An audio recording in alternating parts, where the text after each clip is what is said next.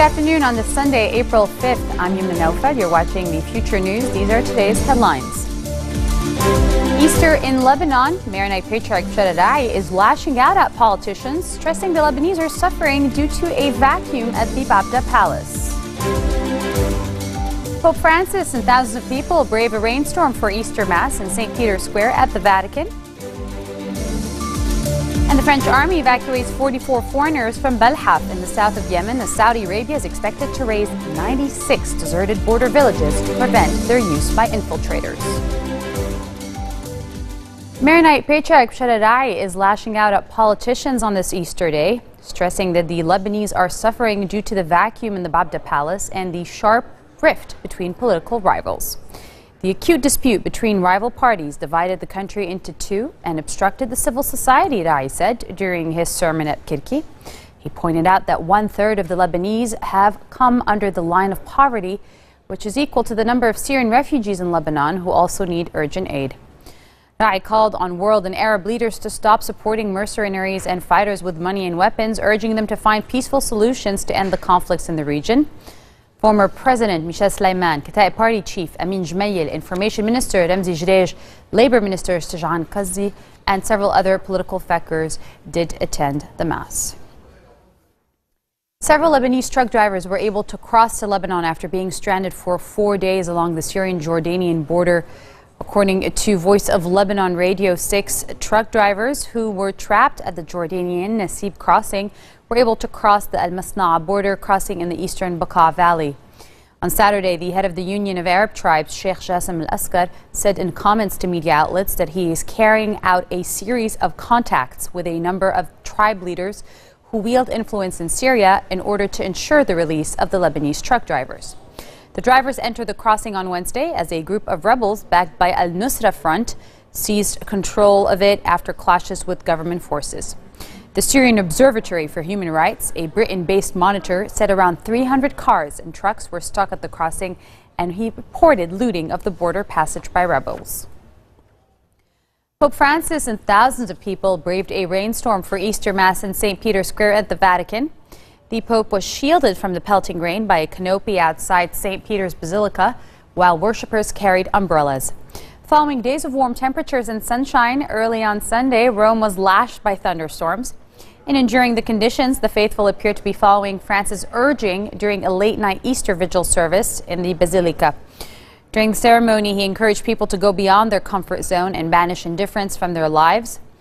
This comes as he condemned the indifference and complicit silence of jihadist attacks on Christians as he presided over Easter ceremonies in the wake of a massacre of nearly 150 people at a Kenyan university by Shabab Islamists. Pilgrims and local Christians attended Easter Sunday Masses across the Holy Land. In Jerusalem, hundreds of pilgrims arrived at the Old City's Church of the Holy Sepulchre, where they attended a festive Mass to celebrate Jesus' resurrection. Local Christians were joined by pilgrims from all over the world in a procession which was led by Roman Catholic Patriarch Fuad Twal. Twal led the faithful in a prayer at the traditional site of Jesus' crucifixion, burial, and resurrection, which is considered one of Christianity's most sacred sites.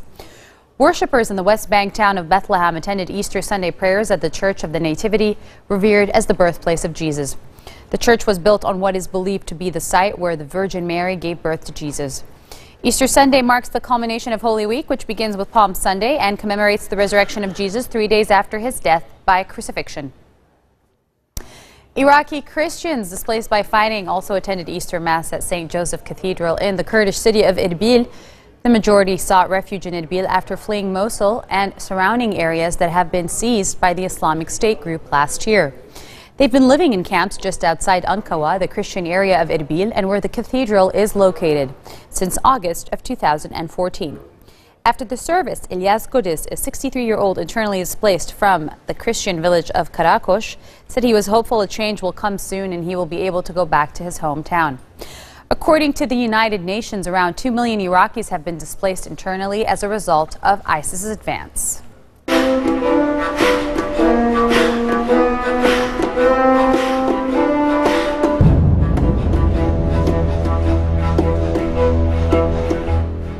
Around 2,000 people have been evacuated from the Yarmouk Palestinian refugee camp in Damascus after ISIS seized large parts of it. Around 400 families, approximately 2,000 people, were able to leave the camp on Friday and Saturday via 2 secure wards to the Zahira district, which is under army control, according to Anwar Abdulhadi, a Palestine Liberation Organization official. Abdulhadi said Syrian troops had helped in the evacuation, which came as Palestinian forces battled to hold back ISIS fighters who have captured large swaths of the camp since Wednesday. He said most of those evacuated from the camp are being hosted in government shelters, with at least 25 wounded taken to 2 hospitals in Damascus. The Syrian Observatory for Human Rights, a Britain-based monitoring group, confirmed that hundreds of people had been evacuated from the camp. The French army evacuated 44 foreigners from Belhaf in the south of Yemen. The foreigners, who are French and other nationalities, were taken from the port in Belhaf by boat to the French Navy ship Dixmude. The French Foreign Ministry said in a statement that the group would be taken to the East African country Djibouti, that is across the Gulf of Aden from Yemen's southern tip. Yemen is undergoing a rebellion by the Shia Houthi group, who have taken large swaths of the country. Saudi Arabia has responded by launching airstrikes against the Houthis in defense of the government of President Abdurrabbu Mansour al-Hadi. Saudi Arabia is expected to raise 96 deserted border villages to prevent their use by infiltrators from neighboring Yemen, where the kingdom is leading airstrikes on rebels. Coming up next, shelters around the U.S. are setting up bunny dating services to help them find lifelong friends. Stay with us, this and more when we return.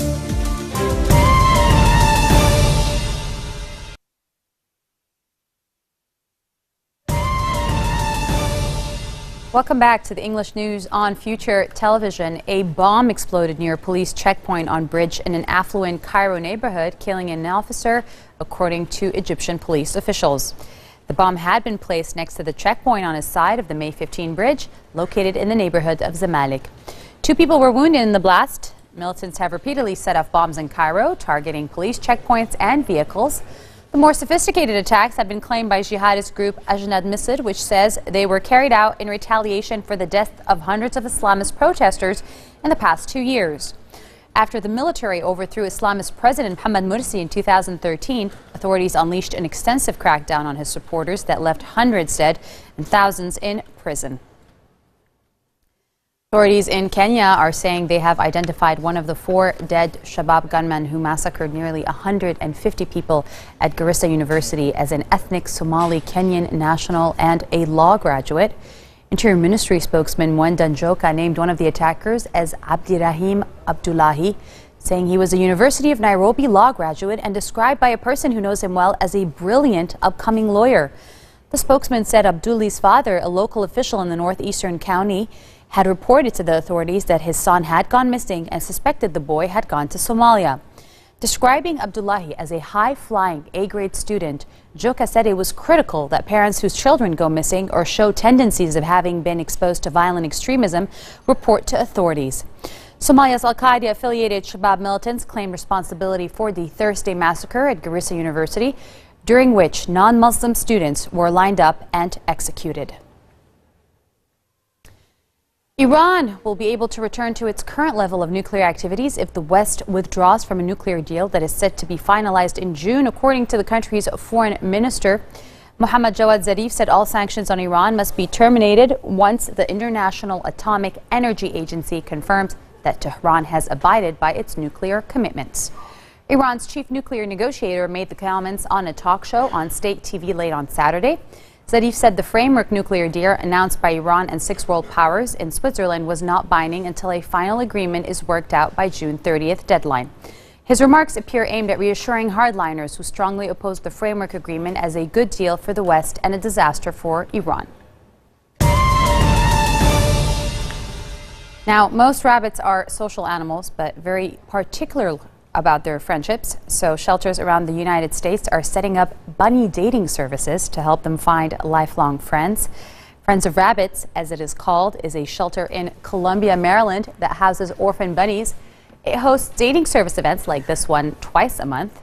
The rules are simple. Plop an adoptable bachelor or bachelorette bunny into an enclosed area with an owner's bunny and see how they both interact. Both rabbits must be spayed and neutered in order to attend. Otherwise, raging hormones could cause nasty fights. Bunny moons are the next stage after bunny dating. Like humans, bunnies can fall out of love as quickly as they fall in love. Kathy Sue is a volunteer with Friends of Rabbits, and she says it's kind of like a bunny real world where they are put together to live together, hopefully in peace. No fighting and no nipping.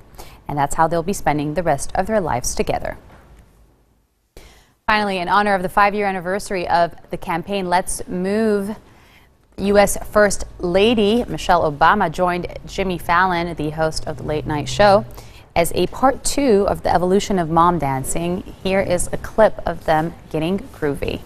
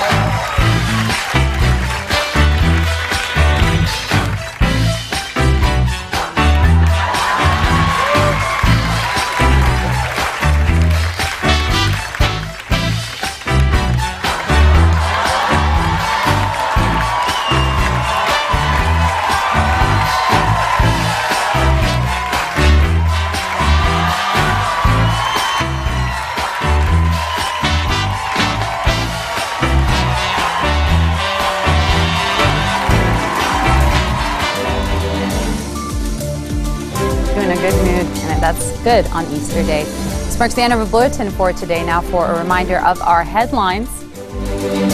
It's Easter in Lebanon. Maronite Patriarch Shaddai is lashing out at politicians, stressing the Lebanese are suffering due to a vacuum in the Babda Palace. Pope Francis and thousands of people brave a rainstorm for Easter Mass in St. Peter's Square at the Vatican. And the French army evacuates 44 foreigners from Balhaf in the south of Yemen, as Saudi Arabia is expected to raise 96 deserted border villages to prevent their use by infiltrators. Happy Easter to all our viewers. I hope you enjoyed this holiday with yours as well. And we'll see you again tomorrow for all the latest. Have a good one.